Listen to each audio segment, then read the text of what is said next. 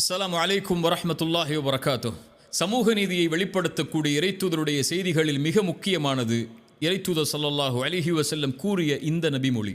இறைத்தூதர் ஸல்லல்லாஹு அலைஹி வஸல்லம் அவர்கள் சொன்னார்கள், இறைவன் கூறுவதாக, என் அடியானே, அநீதத்தை என் மீது நான் தடை செய்து கொண்டேன், உங்களுக்கு மத்தியிலும் தடை செய்திருக்கிறேன். அதனால் உங்களில் ஒருவருக்கு ஒருவர் ஃபலா ததாலமு, அநீதம் செய்யாதீர்கள், அநீதம் செய்து கொள்ளாதீர்கள் என்று இறைவன் கூறுவதாக இறைத்தூதர் ஸல்லல்லாஹு அலைஹி வஸல்லம் அவர்கள் சொன்னார்கள். அநீதம் செய்வதை இறைவன் தனக்குத்தானே தடை செய்து கொண்டான். அநீதம் செய்வது அவனுடைய குணம் அல்ல. இரக்கத்தை இறைவன் தன் மீது கடமையாக்கிக் கொண்டான். நீதம் செலுத்துவதை தன் மீது இறைவன் கடமையாக்கிக் கொண்டான். அநீதம் செய்வதை இறைவன் தனக்கு தடை செய்து கொண்டான். ஒமா ரப்புக பிதல்லாமில் அபீத், இறைமறை சொல்லுகிறது, அடியார்களுக்கு ஒருபோதும் இறைவன் அநீதம் செய்ய மாட்டான். மீண்டும் சொல்கிறேன், அடியார்களுக்கு ஒருபோதும் இறைவன் அநீதம் செய்ய மாட்டான். இறைத்தூதர் ஸல்லல்லாஹு அலைஹி வஸல்லம் சொன்னார்கள், வானங்கள் பூமிகளில் உள்ள மனிதர்களுடைய செயல்களுக்கு ஏற்ப அவர்கள் செய்த பாவங்களுக்கு ஏற்ப தண்டனையை இறைவன் கொடுக்க நாடினால் வேதனையை தண்டனையைத்தான் இறைவன் கொடுப்பானே தவிர அநீதம் செய்வதில்லை. அதுபோலத்தான் வானங்கள் பூமிகளில் உள்ள மனிதர்கள் எல்லோர்களுக்கும் அவரவர்களின் நன்மைகளின் காரணமாக கூலியை கொடுக்க இறைவன் நாடினால் அவர்கள் செய்த செயலை விட சிறந்த முறையில் தான் அவர்களுக்கு இரக்கம் காட்டி கூலி கொடுப்பானே தவிர அநீதம் செய்ய மாட்டான் என்று இறைத்தூதர் ஸல்லல்லாஹு அலைஹி வஸல்லம் அவர்கள் சொன்னார்கள். இறைவன் தன் மீது அநீதத்தை தடை செய்து கொண்டான். அதை மக்களுக்கு மத்தியிலும் தடை செய்து கொண்டான். உங்களுக்கு ஒருவருக்கொருவர் அநீதம் செய்யாதீர்கள் என்ற அறிவுரையை இறைவன் தன்னுடைய இறைத்தூதரின் வாயிலாக எமக்கு தெளிவுபடுத்துகிறான். மனிதர்களில் பெரும்பான்மையான மக்கள் அநீதம் செய்யக்கூடியவர்களாகத்தான் தங்களை ஆக்கிக் கொள்கிறார்கள். படைப்புகளில் பலர் தன்னை படைத்த இறைவனுக்கு அநீதம் செய்கிறார்கள். இணை வைப்புதான், படைத்த இறைவனோடு ஒருவரை இணையாக்கி வணங்குதல் தான் இந்த உலகத்தில் இருக்கக்கூடிய அநீதத்தில் மிகப்பெரிய அநீதி. இன்ன ஷிர்க லதுல்முன் அதீம், இணை வைப்புதான் மகத்தான அநீதி. இறைத்தூதர் ஸல்லல்லாஹு அலைஹி வஸல்லம் முஆத் இப்னு ஜபலை அழைத்து கேட்டார்கள், முஆதே, படைப்புகள் படைத்தவனுக்கு செய்ய வேண்டிய கடமை என்ன தெரியுமா? படைத்தவனுக்கு செய்ய வேண்டிய கடமை முஆதே, அவனை வணங்குதல், அவனுக்கு ஒருவரையும் இணையாக்காமல் இருத்தல். முஆதே, படைப்புகள் இதை செய்தால் படைத்தவன் அந்த படைப்புகளுக்கு செய்ய வேண்டிய கடமை நீதி என்ன தெரியுமா? இறைவனை வணங்கி அவனை இணையாக்காமல் இருந்தால் அவனை ஒருபோதும் இறைவன் தண்டிக்க கூடாது, வேதனை செய்யக்கூடாது. முஆதே, அதுதான் இறைவன் அவர்களுக்கு காட்டக்கூடிய நீதி என்று இறைத்தூதர் ஸல்லல்லாஹு அலைஹி வஸல்லம் சொன்னார்கள். இந்த நீதிக்கு மாற்றமாக படைத்தவன் ஒருவன் இருக்க, உணவளிப்பவன் ஒருவன் இருக்க, அவனை படைத்து பரிபாலிப்பவன் ஒருவன் இருக்க, படைப்புகள் இன்னொருவரை இறைவன் என்று அழைப்பதுதான் அநீதத்தில் மிகப்பெரிய அநீதி என்பது இறைத்தூதருடைய வார்த்தையாகும். மனிதன் படைப்புகளுக்கு அநீதம் செய்கிறான். படைப்புகளில் பெற்றோர்களுக்கு மனிதன் அநீதம் செய்யக்கூடியவனாக இருக்கிறான். அவர்களுக்கு நடக்க வேண்டிய முறைக்கு மாற்றமாக நடந்து மனைவி கணவனுக்கு, கணவன் மனைவிக்கு, பிள்ளைகள் பெற்றோர்களுக்கு, உறவுகளுக்கு, நண்பனுக்கு, அண்டை வீட்டாருக்கு, தன்னுடைய நெருக்கமானவர்களுக்கு, விலகி இருப்பவர்களுக்கு, பிரமதத்தார்களுக்கு, சகோதரர்களுக்கு என எல்லா தரப்பிலும் அநீதம் தான் இந்த உலகத்தில் மிகைத்திருப்பதை பார்க்க முடிகிறது. இறைத்தூதர் ஸல்லல்லாஹு அலைஹி வஸல்லம் ஒரு மனிதன் தனக்குத்தானே அநீதம் கூடாது என்றார்கள். இறைத்தூதரிடத்திலே பலர் வந்து முறையிட்டார்கள், இறைத்தூதரை ஒருவர் இரவு முழுக்க வணங்குகிறார், உறங்கவில்லை. ஒருவர் திருமணம் செய்யாமல் தன்னுடைய வாழ்க்கை முழுவதையும் வணக்க வழிபாட்டில் கழித்துக் கொண்டிருக்கிறார். ஒருவர் நோன்பை நோற்றுக் கொண்டு இருக்கிறார், பசித்து அவர் உணவை உண்ணாமல். இறைத்தூதர் ஸல்லல்லாஹு அலைஹி வஸல்லம் அவர்கள் எல்லோர்களையும் அழைத்து சொன்னார்கள், அநீதம் செய்யாதீர்கள், நேர்மையை நிலைநாட்டுங்கள், நீதியை நிலைநாட்டுங்கள். உங்கள் கண்களுக்கு செய்ய வேண்டிய கடமை இருக்கிறது, உங்கள் உடலுடைய கடமை இருக்கிறது. நான் உங்களில் இறைவனை அதிகமாக பயப்படக்கூடியவன், நானே திருமணம் செய்கிறேன், நானே நோன்பை நோக்கிறேன், வருகிறேன், நானே உபரியான கடமைகளை நிறைவேற்றுகிறேன், விடுகிறேன். நான் உங்களை விட இறைவனை பயப்படக்கூடிய நானே நீதியில் நடக்கும் போது நீங்கள் எப்படி அநீதம் செய்யலாம் என்று இறைத்தூதர் ஸல்லல்லாஹு அலைஹி வஸல்லம் அவர்கள் சொன்னார்கள். மனைவிக்கு அநீதம் செய்யக்கூடியவர்களை பார்க்கிறோம். இறைத்தூதர் ஸல்லல்லாஹு அலைஹி வஸல்லம் சொன்னார்கள், உங்களில் சிறந்தவர் உங்களுடைய குடும்பத்தாரிடத்திலே சிறந்தவர், நான் என் குடும்பத்தாரிடத்திலே சிறந்தவன். நீங்கள் இந்த உலகத்திலே சிறந்தவராக வாழ வேண்டும் என்றால் உங்களுடைய குடும்பத்தில் சிறந்தவராக வாழுங்கள், அதில் அநீதம் செய்து விடாதீர்கள் என்று இறைத்தூதர் ஸல்லல்லாஹு அலைஹி வஸல்லம் அவர்கள் சொன்னார்கள். ஒரு மனிதன் பிறருடைய பாவங்களை, பிறருக்கு பாவம் செய்வதன் மூலமாக, பிறருடைய உள்ளத்தை நோவினை செய்வதன் மூலமாக, பிறருடைய சொத்துக்களை சூறையாடுவதன் மூலமாக, பிறருடைய உரிமைகளை பறிப்பதன் மூலமாக ஒரு மனிதன் அநீதம் செய்து கொண்டிருக்கிறான். இவை அனைத்தையும் இறைத்தூதர் ஸல்லல்லாஹு அலைஹி வஸல்லம் தடை செய்தார்கள். இறைத்தூதர் ஸல்லல்லாஹு அலைஹி வஸல்லம் அவர்கள் சொன்னார்கள், முஆத் இப்னு ஜபலை யமன் தேசத்திற்கு அனுப்பும் போது மிக முக்கியமான செய்தி, இத்தகி தஅவத்தல் மதுலூம், முஆதே, அநீதம் செய்யப்பட்டவனுடைய பிரார்த்தனையை பயந்து கொள். ஒருவன் அநீதம் செய்யப்பட்டிருக்கிறான் என்றால் அவன் இறைவனை அழைத்தால் இறைவா என்ற ஒரு வார்த்தை போதும். அவனுக்கும் இறைவனுக்கும் இடையில் எந்த ஒரு திரையும் கிடையாது. அவன் கேட்டால் இறைவன் கொடுப்பான். அநீதம் செய்யப்பட்டவன் கரத்தை ஏந்தி விட்டால் போதும், அவ்வளவுதான். அநீதம் செய்தவன் அழிந்து விடுவான். இறைத்தூதர் ஸல்லல்லாஹு அலைஹி வஸல்லம் சொன்னார்கள், அநீதம் செய்பவனுக்கு இறைவன் அவகாசத்தை அளித்துக் கொண்டு இருப்பான். அவனை பிடிக்க நாடினால் அநீதம் செய்தவனை தண்டிக்க நாடினால் அவ்வளவுதான்.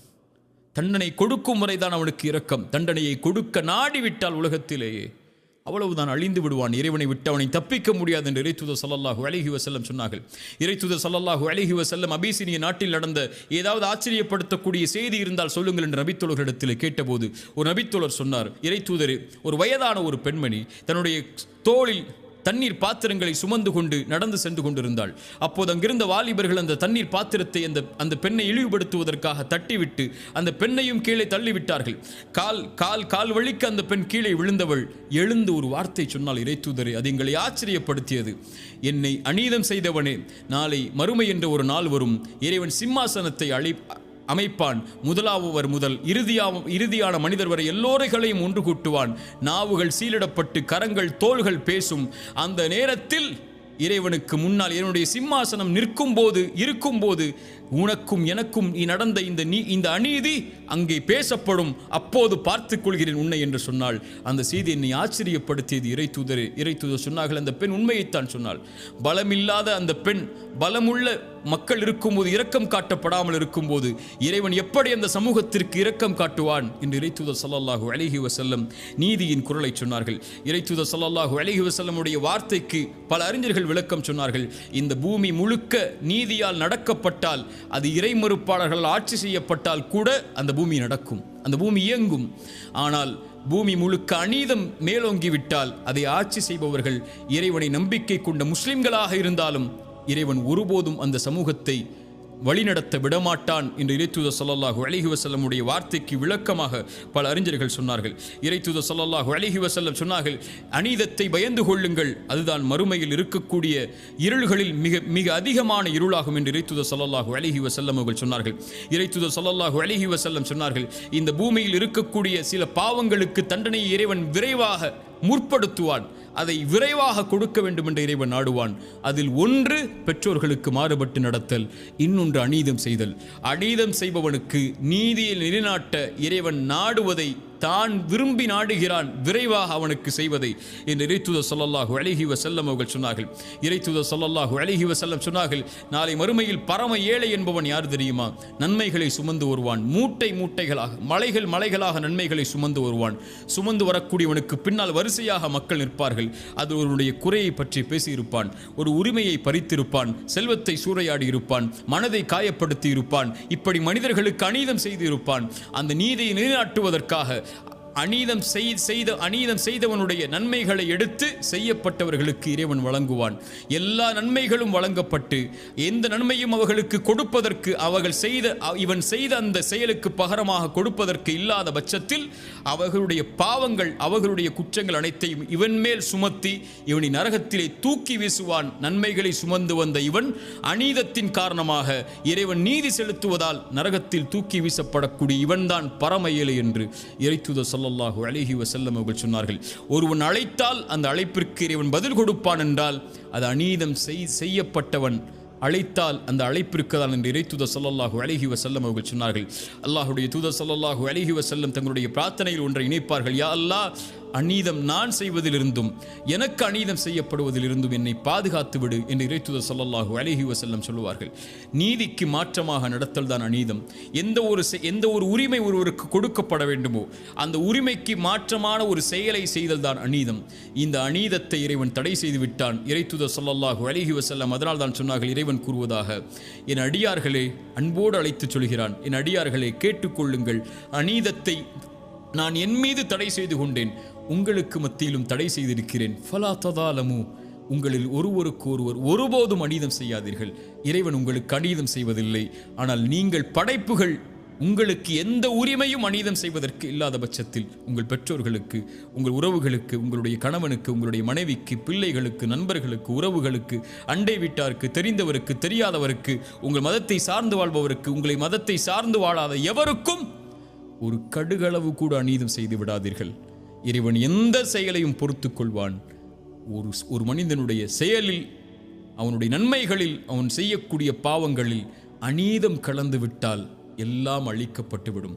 அநீதம் செய்யப்பட்டவன், நான் ஒருவனுக்கு அநீதம் செய்தவன் எனக்கு எதிராக ஒரு பிரார்த்தனையை செய்து விட்டால் அவ்வளவுதான், வாழ்ந்த வாழ்க்கை முழுக்க வீணாகும். இறைத்தூதர் ஸல்லல்லாஹு அலைஹி வஸல்லம் கூறிய இந்த செய்தியை பாடமாக படிப்பனையாக பெற்றுக்கொள்வோம். அடுத்த சமூக நீதியுடைய செய்தியோடு அடுத்த அமர்வில் சந்திப்போம். ஜஸாக்குமுல்லாஹு கைரன். அகூலு கௌலி ஹாதா அஸ்தக்ஃபிருல்லாஹ் லீ வலக்கும். அஸ்ஸலாமு அலைக்கும் வரஹ்மத்துல்லாஹி வபரகாத்துஹு.